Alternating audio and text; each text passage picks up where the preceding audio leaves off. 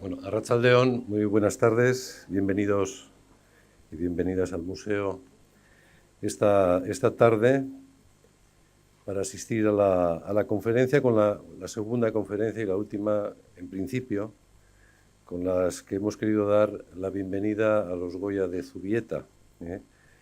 Decíamos en la presentación de la conferencia anterior de nuestro compañero José Luis Merino, decíamos que se cruzan muchas historias, ¿no?, en los Goya de Zubieta, ¿no? La historia de Goya, la historia de una familia, pero también nuestra historia, ¿no? La historia de nuestro país en el siglo XVIII, de personajes realmente importantes para entender la historia de nuestro país entre finales del XVIII y principios del XIX, pero también, como sabéis, las vicisitudes de estos cuadros durante la Guerra Civil también nos hablan de nuestro contexto, de la historia contemporánea de nuestro país, ¿no? Y este es el tema que le encargamos en su momento a Francisco Javier Muñoz Fernández, que es profesor titular de Historia del Arte de la Universidad del País Vasco, un asunto que le pedimos que nos ayudara a conocer más, a investigar, cuando estábamos en el proceso de investigación de estas obras, y dio lugar a yo creo que un texto muy, digamos, novedoso y muy importante que se ha incorporado al informe sobre las Goya de Zubieta que hemos publicado recientemente. El hecho de que la familia Solano Gil Delgado haya conservado las obras, ¿no?, en el estado tan maravilloso como nos comentaba nuestro compañero, que habían llegado a nosotros, también a ellos, a la familia, debemos que conserven incluso la caja que sirvió para la expatriación durante la guerra por parte del gobierno de Euskadi de las obras a Francia, ¿no? Y bueno, pues este es el tema del que nos va a hablar en su conferencia Los Goyas de Zubieta durante la Guerra Civil Española, Francisco Javier Muñoz, al que quiero agradecer su participación en todo el proyecto de investigación. Sus principales líneas de investigación son concretamente el patrimonio artístico durante la Guerra Civil y la posguerra en el País Vasco, y la historia de la arquitectura y el urbanismo en la época contemporánea también en el País Vasco. Entre sus publicaciones destacan los libros El Museo ausente, la evacuación del Museo de Arte Moderno de Bilbao a Francia durante la Guerra Civil, que vio la luz en el 2017 y que era fruto de una investigación desarrollada con la beca BBK y del museo entre el 2013 y el 2015. Otras publicaciones también que creo que merecen mencionarse: Construir en el País Vasco de posguerra en el 2013, o La arquitectura racionalista en Bilbao, tradición y modernidad en la época de la máquina, 2011. Y asimismo ha publicado numerosos capítulos de libros y artículos en revistas especializadas y enciclopedias. Pues nada, te cedo con muchísimo gusto la palabra.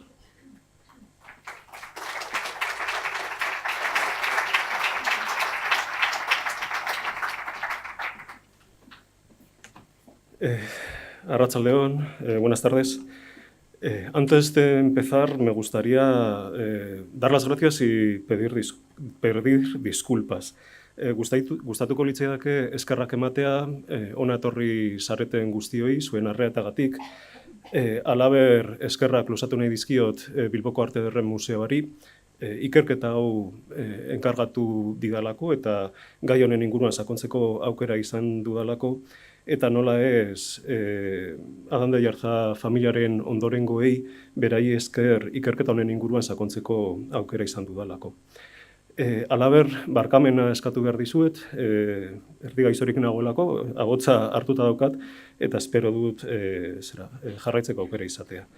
Quería empezar dando las gracias y pidiendo disculpas. Me gustaría agradecerles a todos ustedes su presencia en la conferencia de hoy y hacer extensivas este agradecimiento al Museo de Arte de Bellas Artes de Bilbao por haberme confiado esta investigación de la que les voy a hablar hoy sucintamente. Y asimismo es necesario mostrar mi agradecimiento a todas las personas e instituciones que me han permitido desarrollar esta investigación, y especialmente a los descendientes de la familia de Andeyarza que han colaborado en su consecución. Al mismo tiempo, también decía que les tengo que pedir disculpas porque estoy algo acatarrado, tengo la voz tomada, pero así todo espero poder desarrollar la conferencia de manera adecuada. Bueno, estoy convencido que todos ustedes ya han tenido ocasión de visitar la pequeña exposición que, como saben, se encuentra en la sala W, la sala Guerra, que Kirmen Uribe ha organizado siguiendo esta nueva exposición sobre las colecciones del Museo de Bellas Artes de Bilbao, tomando el abecedario como punto de partida.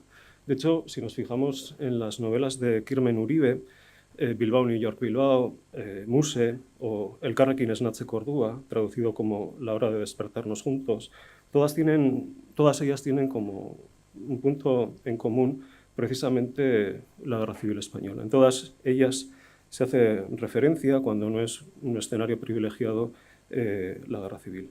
Y precisamente los Goya, sobre los que vamos a hablar esta tarde, también tienen en común la guerra. De hecho, la guerra ha condicionado gran parte de su historia, al menos durante los últimos años. Obviamente, el inicio de la Guerra Civil supuso la destrucción, pero también el intento de salvaguarda del patrimonio. Sin embargo, hasta que no se constituye el Gobierno de Euskadi, el 7 de octubre de 1936, no se materializó una política efectiva de protección del patrimonio. Tan pronto como se constituye el Gobierno, 2 días más tarde, el 9 de octubre, se crea la Dirección General de Bellas Artes, Archivos y Bibliotecas dentro de la Consejería de Justicia y Cultura dirigida por Leizaola, y el lehendakari Aguirre le confía la dirección al pintor José María Ucelay, que habían sido compañeros de estudios en un breve periodo de tiempo en la Universidad de Deusto. Inmediatamente Ucelay empieza a configurar un grupo no muy numeroso de personas, la mayoría de ellos, al igual que él, artistas, entre los que destacaron Jon Zabalo, más conocido como Chiqui, el propio Julián de Tellaeche, amigo de José María Ucelay, y también otros pintores como Mauricio Flores Capero Chiqui, que había huido de Zarauz precisamente de la guerra. Todos ellos, con mucha voluntad y pocos medios, van a diseñar una política de protección del patrimonio que se va a acompañar del aparato, en este caso legislativo necesario. Ya el 12 de octubre se promulgan los primeros decretos de protección del patrimonio, que no solo va a abarcar la protección del patrimonio artístico, sino cultural, histórico, científico de todo el territorio vasco. La política que diseña Ucelay se va a centrar principalmente en proteger aquellas obras patrimoniales relevantes. Para tal fin, se van a desplazar a los principales frentes de guerra. Les he señalado en este mapa las principales intervenciones de la Dirección General de Bellas Artes, que prácticamente abarca todo el territorio que tenía jurisdicción el Gobierno de Euskadi. Su actividad va a ser, insisto, en proteger ese patrimonio, en caso que fuese posible evacuarlo y custodiarlo en un lugar seguro. La actuación se va a centrar principalmente en el frente de batalla, que se había configurado grosso modo en el límite de las provincias de Vizcaya y Guipúzcoa, también en la zona alavesa, pero hemos de tener en cuenta que rápidamente, ya en septiembre de 1936, Bilbao, al igual que otros municipios, es bombardeada. En consecuencia, la actividad de salvaguarda del patrimonio no solo se tiene que centrar en el frente de guerra, sino que también en la retaguardia. De hecho, una bomba que cayó sobre Bilbao el 26 de septiembre de 1936 explosionó en el edificio del Museo de Arte Moderno de Bilbao, que en la actualidad es la Biblioteca Foral de Vizcaya. De hecho, la Dirección General de Bellas Artes va a optar por evacuar y poner a buen recaudo las principales instituciones artísticas del territorio, no solo el Museo de Arte Moderno de Bilbao, también el Museo de Bellas Artes de Bilbao, que en aquella época estaba ubicado en el antiguo Hospital de Atxuri, que en la época era la Escuela de Artes y Oficios, e igualmente también se va a hacer cargo de otro tipo de patrimonio religioso. Este patrimonio, que se va a retirar tanto del frente de batalla como de la retaguardia, se va a custodiar en 4 depósitos diferentes. El principal de ellos fue el depósito franco de Uribitarte, que por aquella época estaba prácticamente vacío debido a la prácticamente nula actividad de la época. La ciudad se había quedado sin víveres, en consecuencia esta estructura de hormigón armado era idónea para albergar en él gran número de obras de arte, y al mismo tiempo se establecieron otros 2 depósitos, en la Basílica de Begoña y en la iglesia de San Nicolás. En estas 2 iglesias principalmente se custodió arte religioso de diferentes parroquias, de distintos lugares, y finalmente el último depósito se estableció en el sanatorio de Gorliz, donde se evacuaron principalmente archivos y bibliotecas. Lógicamente, la evacuación y la protección del patrimonio no solo se va a limitar a las principales instituciones artísticas del país, sino que también, y centros religiosos, sino que también a obras de particulares, particulares que eran muy conocidas, y entre ellas se encontraban, lógicamente, el patrimonio que atesoraba el Palacio de Zubieta. El Palacio de Zubieta, de sobra conocido por todos, ubicado en Ispaster, en las inmediaciones de Lekeitio, en aquella época residía en él María Dondellarza Mazarredo, que tras la muerte de sus padres, de Mario Dondellarza y Teresa Mazarredo, en 1920 y 1927 respectivamente, se había convertido en la única heredera del patrimonio familiar. Ella, junto con una dama de compañía, Cristina Morrissey, inglesa, ella era quienes vivían en el Palacio de Zubieta. El Palacio de Zubieta atesoraba, como ya hemos adelantado, un gran patrimonio, no solo artístico, sino mobiliario, tal y como se puede apreciar en las diferentes fotografías de la época, y lógicamente también estaban ubicados en el palacio los 3 retratos de Goya. De hecho, en el transcurso de esta investigación han sido varias las personas que se me han acercado y me han comentado cómo todavía recordaban la ubicación originaria de los cuadros y lo llamativos que eran en las visitas que realizaban al Palacio de Zubieta. Los retratos de María Ramona de Barbachano, Antonio Dondellarza y de Bernarda Tavira colgaban en las paredes de Zubieta, junto con otras obras de Luca Giordano y otros artistas igualmente relevantes. Las obras de Goya fueron muy conocidas en la época, tanto en el ámbito académico como a través de diferentes medios y publicaciones. El primero que hizo referencia a los Goya fue precisamente Aureliano de Beruete, que vemos aquí retratado por Sorolla, que años más tarde fue precisamente director del Museo del Prado. Él, entre 1916 y 1917, realizó una vasta labor centrada en Goya y sus retratos, y en la primera obra, Goya, pintor de retratos, es donde por vez primera se hace referencia a estos 3 retratos. En un listado final del libro aparecen referenciados los 3 retratos de Zubieta, y años más tarde, en 1917, Aureliano de Beruete completa esta información y estas someras referencias en un listado a través de un análisis mucho más exhaustivo, ya que tuvo la oportunidad de ver y analizar las obras directamente. Años más tarde, en 1928, con motivo del 250 aniversario del nacimiento de Goya, en el que se realizaron todo tipo de efemérides para celebrar el nacimiento del pintor, Ramón Gómez de la Serna, uno de los principales adalides de las vanguardias artísticas en España, escribió igualmente una monografía dedicada a Goya. En esta extensa monografía, igualmente, una vez más, Ramón Gómez de la Serna hace referencia a los 3 retratos de Zubieta en un listado final que aparece en las primeras ediciones de la obra, no en las últimas, en las que precisamente sigue las aportaciones de Beruete. Asimismo, la obra fue igualmente conocida, los tres retratos fueron igualmente conocidos a través de diferentes medios, periódicos, revistas ilustradas. Llama la atención, por ejemplo, cómo el 14 de marzo de 1927 el periódico madrileño La Época publicó el obituario de Teresa Mazarredo.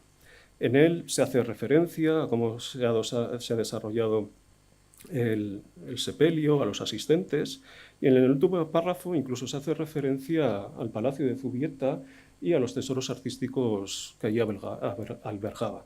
Entre ellos, precisamente, como no, los tres retratos de Goya. Igualmente, en 1930, la revista de ABC, Blanco y Negro, publicó un artículo sobre el Palacio de Zubieta. Dentro de una serie que estaba dedicada a las mansiones hidalgas del país, publica por vez primera las tres fotografías en las que se podía ver directamente estos tres retratos. 6 años más tarde, Fernando de la Cuadra Salcedo publicó un artículo, o elaboró un artículo, mejor dicho, que se publicó en diferentes medios. Primeramente en la revista Vida Vasca, una revista muy conocida y de gran difusión en la época, un artículo que tituló Los cuadros de Goya en Vizcaya, la señora del Palacio de Zubieta. En el artículo, asimismo, y de nuevo, se recogían tres fotografías que ilustraban la labor de Goya, junto con otras fotografías que nos daban cuenta del interior del palacio. Este mismo artículo se publicó posteriormente en un folleto, Los Goyas inéditos de Vizcaya, donde se reproducía el mismo texto y las mismas fotografías. En consecuencia, los tres retratos de Goya de Zubieta en la época fueron muy conocidos. En consecuencia, podemos imaginar que la Dirección General de Bellas Artes tenía conocimiento de ellos y de ahí su preocupación por su salvaguardia. Hemos de tener en cuenta que Lekeitio y las inmediaciones de Lekeitio en esta época se van a convertir en un frente de batalla. El frente de la costa se va a establecer precisamente entre Ondarroa y Lekeitio, y Lekeitio ya desde septiembre de 1936 se va a convertir en un destacamento militar relevante, hasta tal punto que el Palacio de Zubieta se va a convertir en el cuartel general de muchos de los militares que hasta allí se acercaban, inicialmente de Acción Vasca y más tarde del Partido Comunista. En consecuencia, María Dandeyarza y su dama de compañía, Cristina Morrissey, ya en septiembre de 1936 tienen que abandonar el palacio con la promesa de que todo lo que allí se guardaba sería custodiado de manera adecuada. Inicialmente se trasladan al puerto de Lekeitio, pero al estar Lekeitio en el primer frente de batalla, rápidamente va a ser objeto de diferentes bombardeos durante el mes de octubre que causaron un número destacado de fallecidos y también de heridos.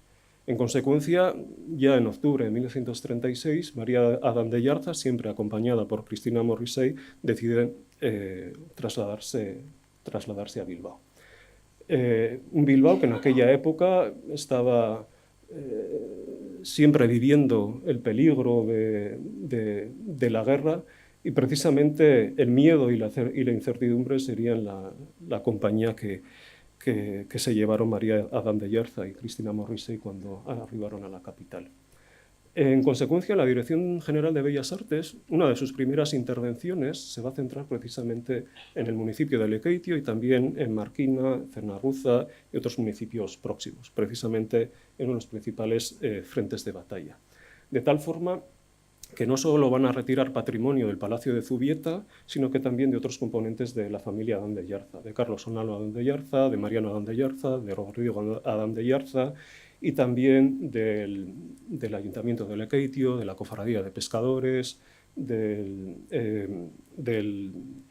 Convento de Santo Domingo y de la Iglesia Parroquial de Santa María. De hecho, a día de hoy, un tríptico flamenco sobre la Lamentación de Cristo Muerto, que se retiró de la iglesia de Santa María de la iglesia parroquial de Santa María de Lekeitio sigue desaparecido, al igual que otras muchas obras que se evacuaron en esta época. La mayoría de las obras se depositaron en Uribitarte, en el depósito franco de Uribitarte. Al poco tiempo, bueno, aquí tenemos varias imágenes de cómo se iban apilando todas las obras que se iban retirando de diferentes instituciones y particulares. Al poco tiempo, el 19 de noviembre de 1936, el consejero de Justicia y Cultura, Leizaola, ofrece una rueda de prensa precisamente destacando la labor de la Dirección General de Bellas Artes.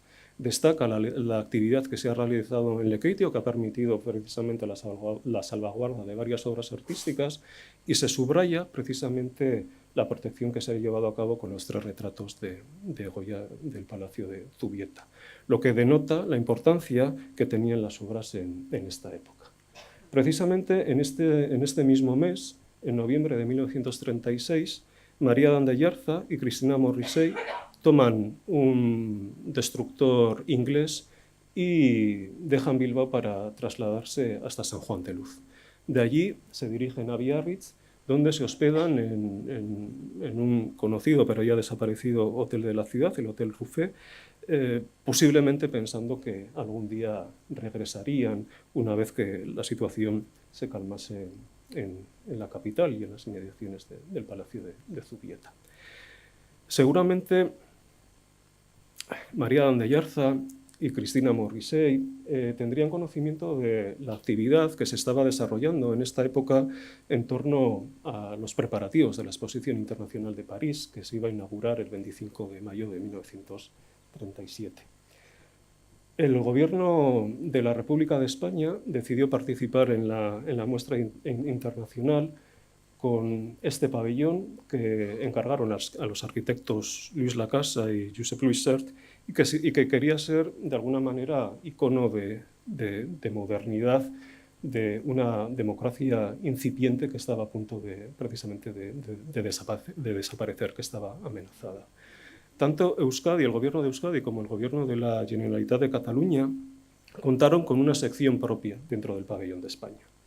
En consecuencia, Ucelay, junto con otros artistas y compartiendo también la opinión de diferentes políticos, decide organizar una exposición sobre arte contemporáneo vasco en París. Inicialmente iba a ser una exposición, pero rápidamente se baraja la posibilidad que esta exposición se repita en otros enclaves y que de alguna manera dé a conocer a través del arte también nuestro territorio. En definitiva, perdón.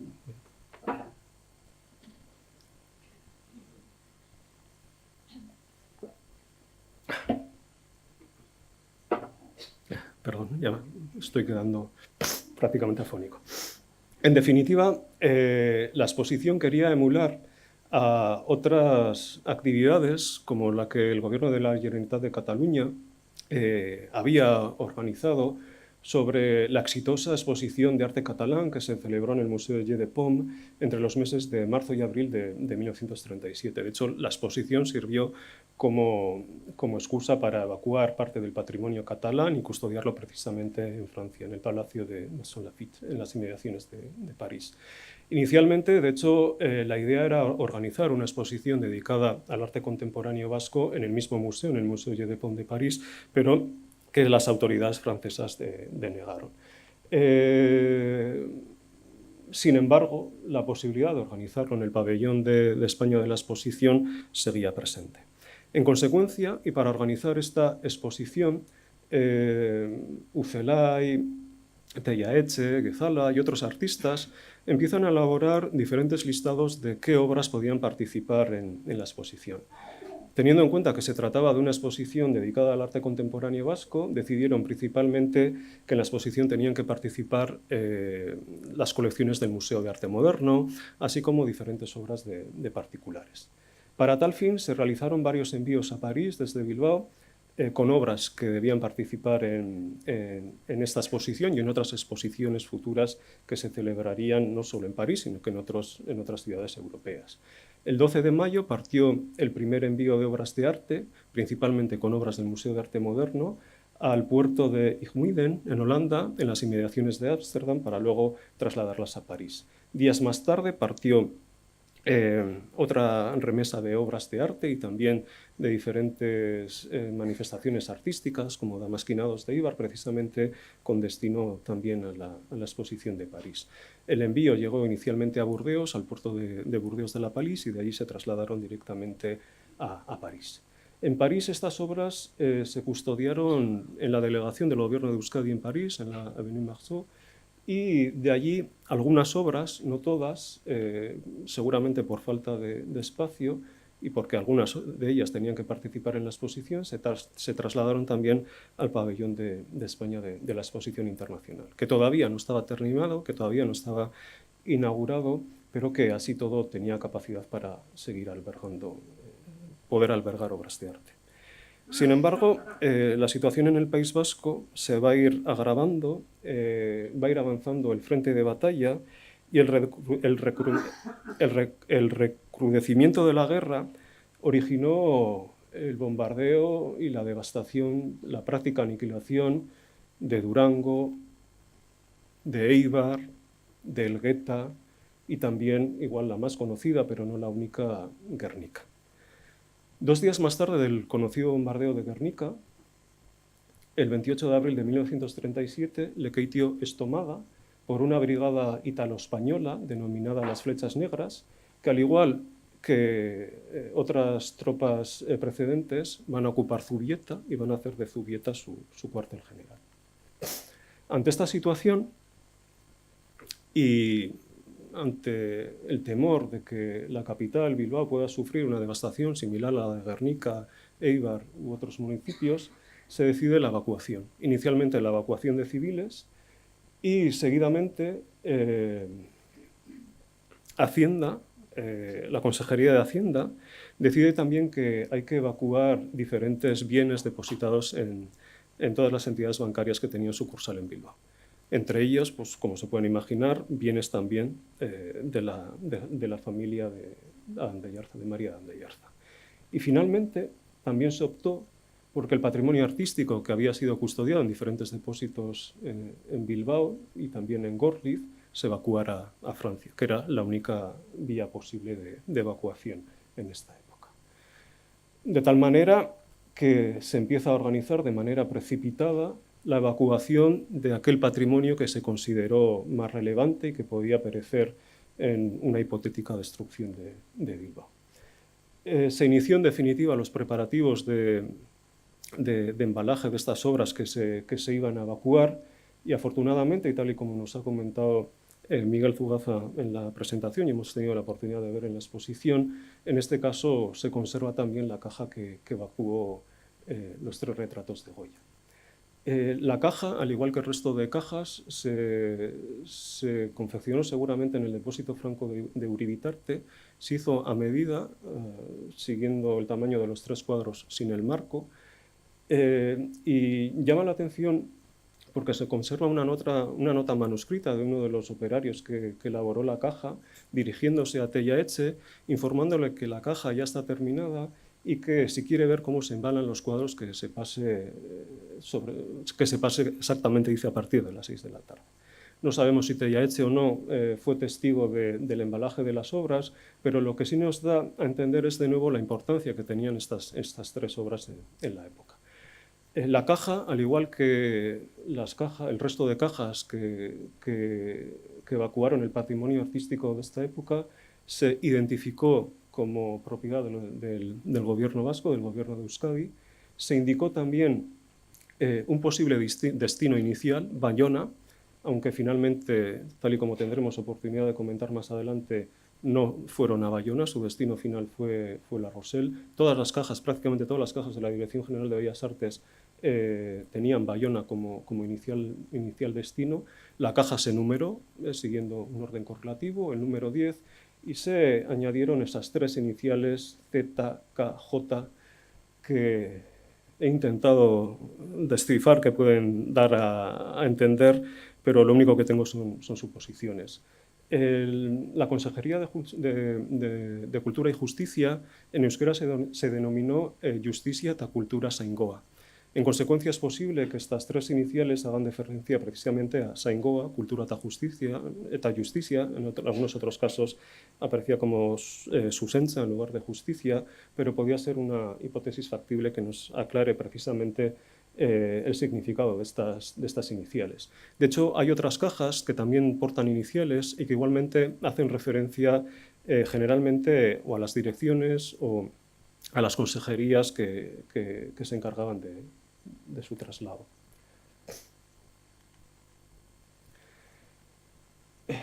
La caja con los tres Goya partió de Bilbao el 12 de junio de 1937, es decir, tan solo 7 días antes de que Bilbao fuera tomada por las tropas franquistas. Previamente salieron otros envíos también con obras de arte, pero este sin duda fue el más voluminoso.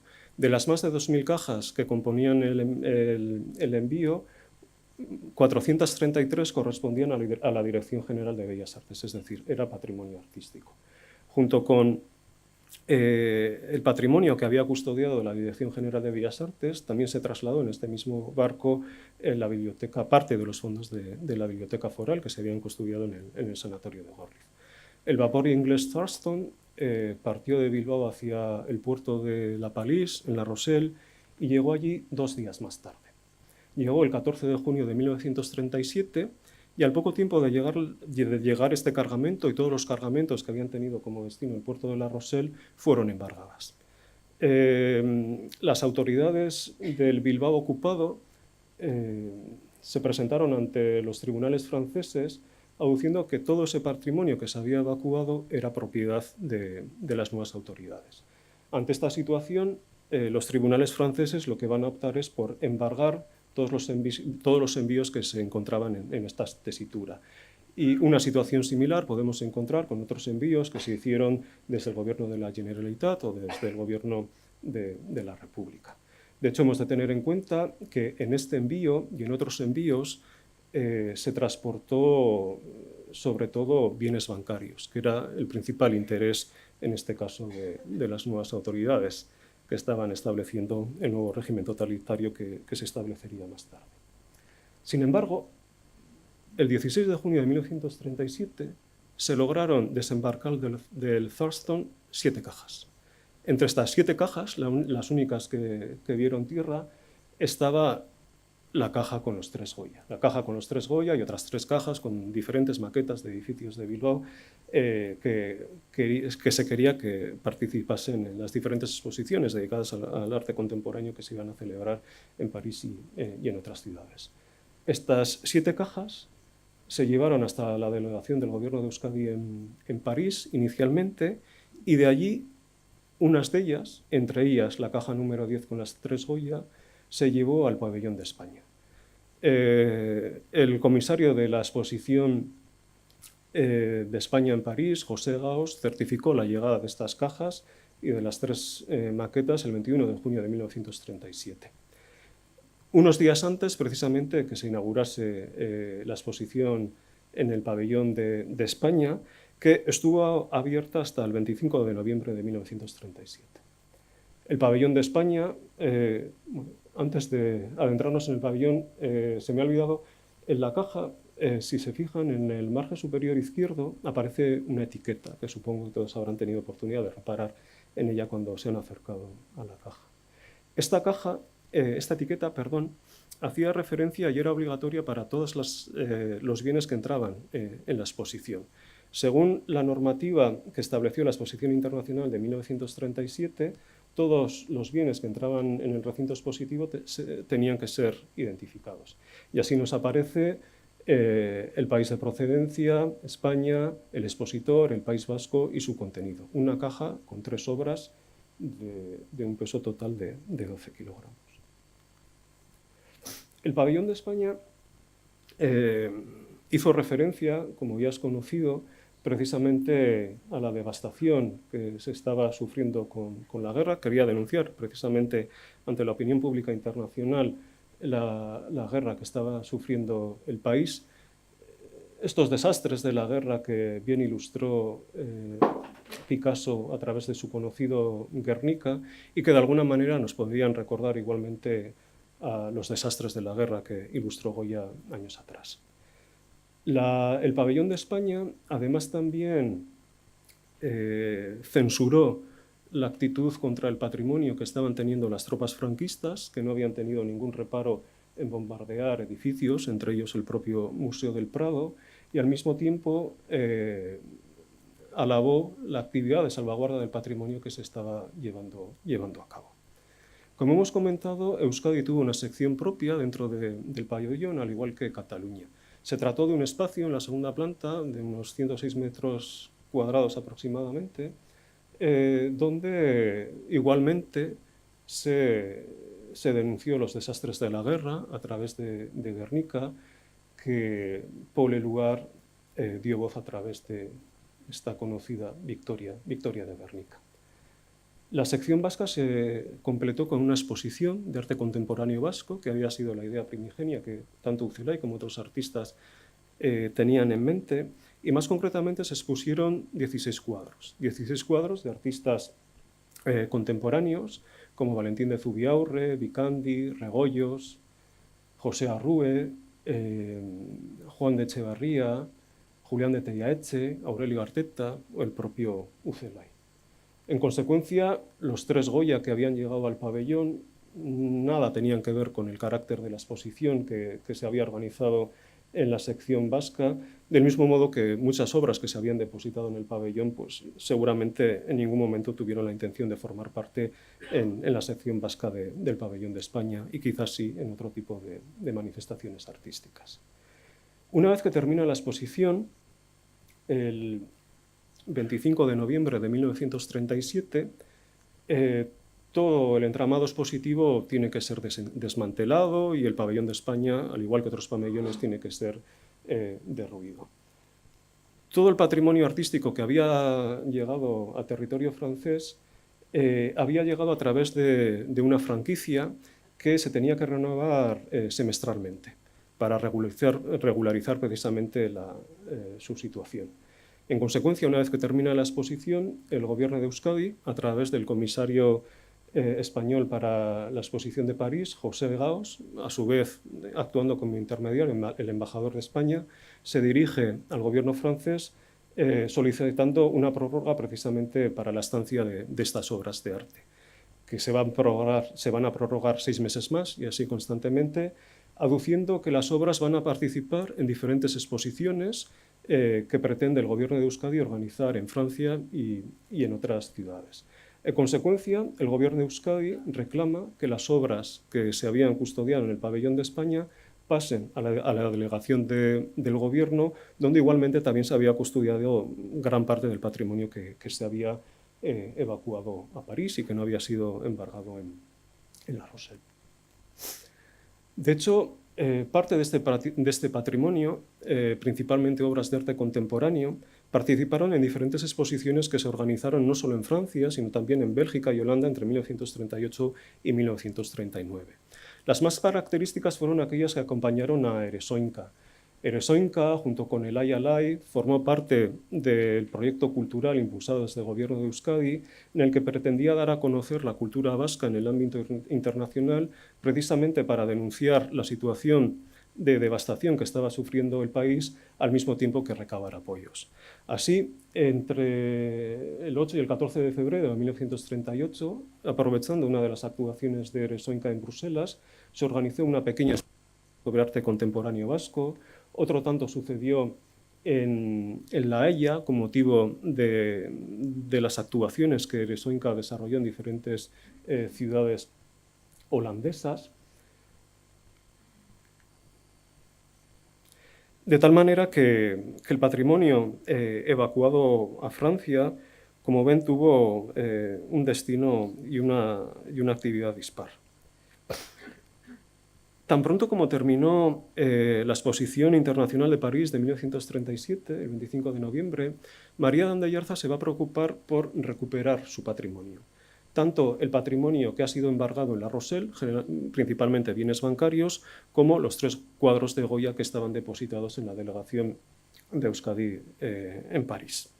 Sin embargo, lo va a realizar en una situación adversa y prácticamente sin recursos, porque el 7 de noviembre de 1937, el Juzgado de Incautación de Bienes de Vizcaya, atendiendo a la política de represión que va a iniciar el nuevo régimen dictatorial que se va a instaurar, incautó todo el patrimonio a María de Andeyarza, aduciendo sus simpatías con el Partido Nacionalista Vasco, que se había mostrado contraria al movimiento y otro tipo de cuestiones.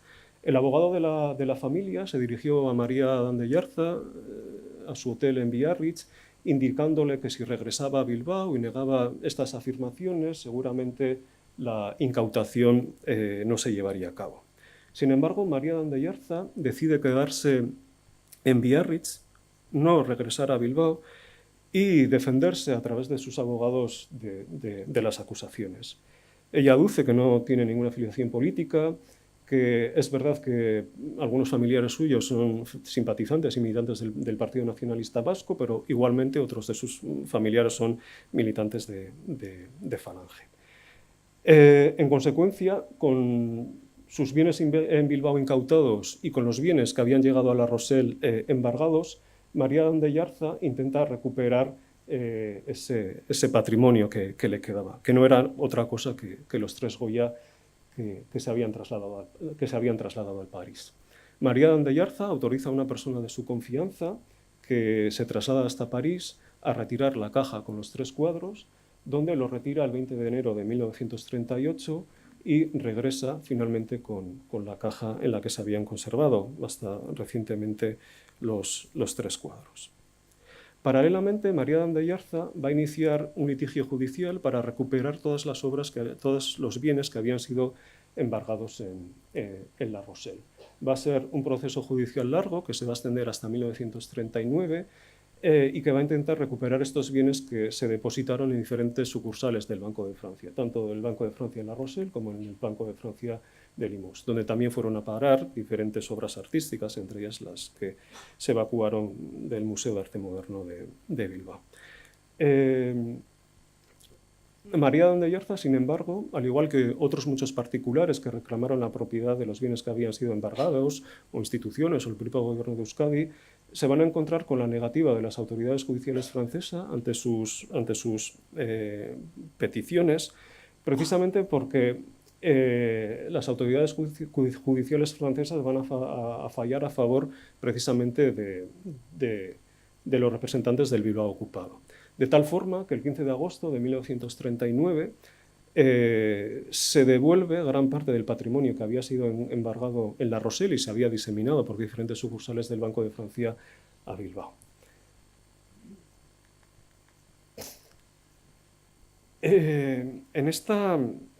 Una vez que los bienes embargados de María de Andeyarza llegan a Bilbao, al poco tiempo, el 2 de noviembre de 1939, el Tribunal Regional de Responsabilidades Políticas, que se había hecho cargo de las instrucciones que había iniciado el Juzgado de Incautación de Bienes, dicta sentencia contra María de Andeyarza y se le impone una multa de 100.000 pesetas, precisamente porque consideraban justificada su relación con el Partido Nacionalista Vasco y por encontrarse ausente del país.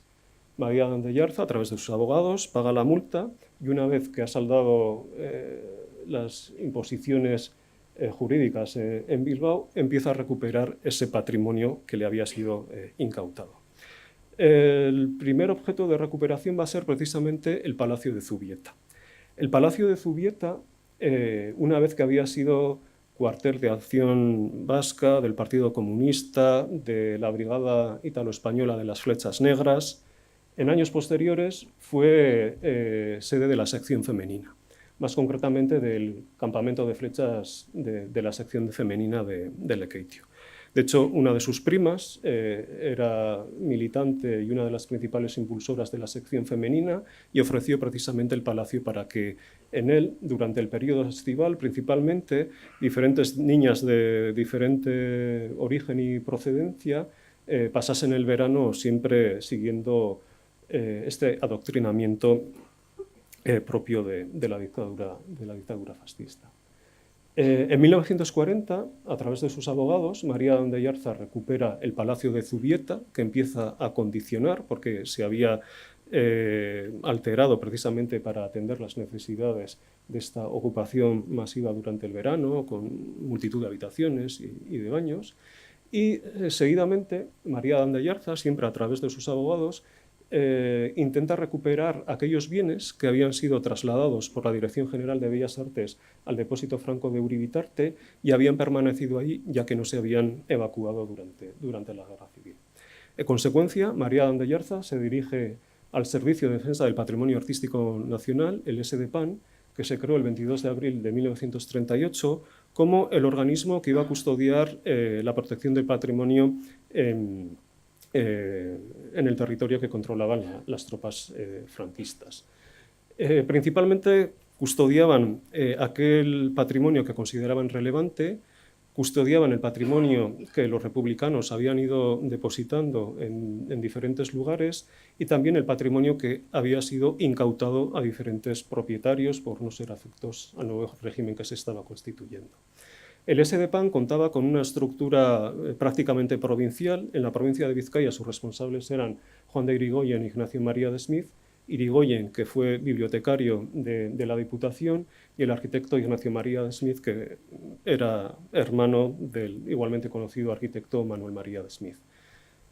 María de Ayarza, a través de sus abogados, se dirige a Ignacio María de Smith, quien el 5 de agosto de 1940 devuelve a los abogados de la familia parte del patrimonio que se había custodiado precisamente en el depósito franco de Uribitarte.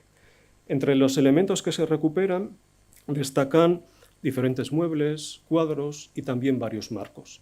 Seguramente varios de los marcos que se recuperaron fueron los marcos originales de los 3 Goya que fueron evacuados a La Rochelle en mayo de 1937.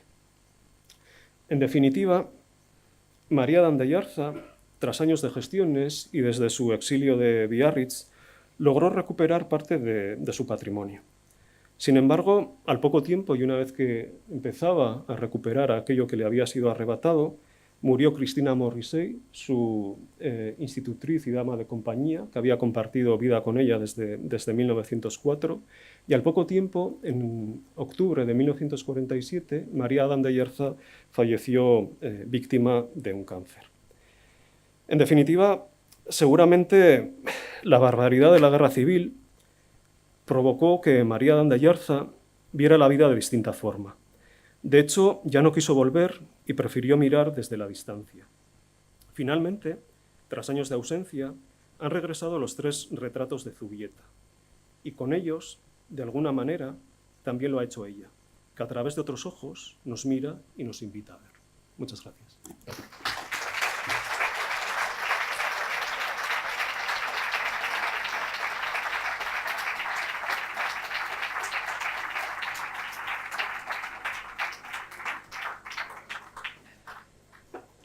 Bueno, en el transcurso de esta investigación, yo más que respuesta, lo único que he encontrado han sido preguntas y dudas a las que no he sido capaz de responder, y estoy convencido que muchos de ustedes, al igual que yo, tendrán alguna pregunta y alguna curiosidad al respecto. Por lo tanto, estoy a su disposición para responder a todas aquellas preguntas que esté en mi mano dar respuesta.